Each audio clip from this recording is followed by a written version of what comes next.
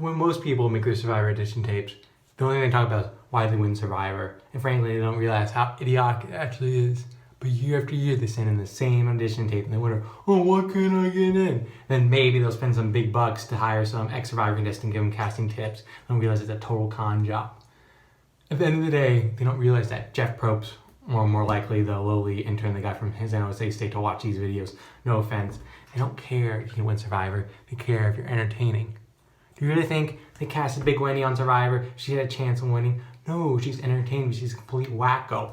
They don't care if you're have a Nobel Peace Prize and you're applying for Survivor, if you're as boring as a comatose Klopos turtle at a Utah strip club. Luckily for you, I don't have that problem. I'm not a moron. I have an actual degree, not a liberal arts degree that it's only good for to wipe your butt with. I have a personality, I have brains, and that's why I got hired as a health consultant during this pandemic, aka the biggest recession in the last 10 years, instead of sitting in my mom's basement tweeting about where my stimulus check is and why Survivor has too many immunity idols.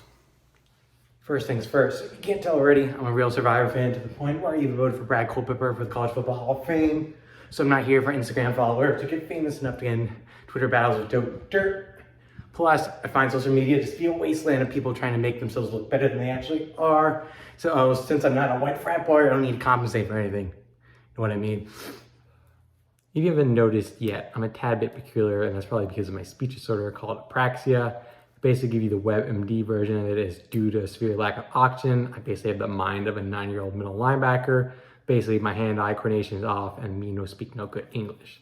But honestly, that's always what drew me to Survivor. It shows how successful you can be in a socially isolated environment, just like my everyday life. It sounds depressing and all, but don't worry.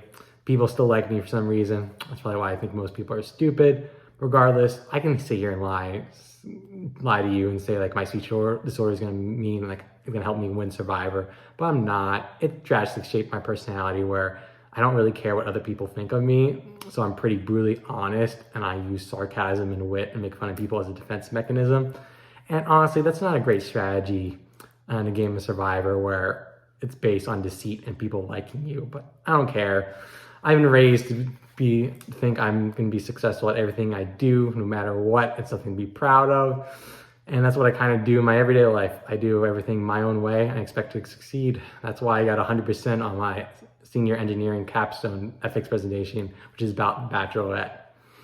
In summary, I'm not gonna sit here and lie to you like other contestants would, saying like, I'm gonna be the best Survivor player to ever win. I'm just gonna be brutally honest, say like, I can't promise you that I'm gonna win or be a favorite castaway. I'm just gonna promise that I care about the show, I wanna make this show as entertaining as possible, and I'm gonna be me.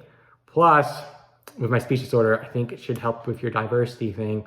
Sorry, last joke.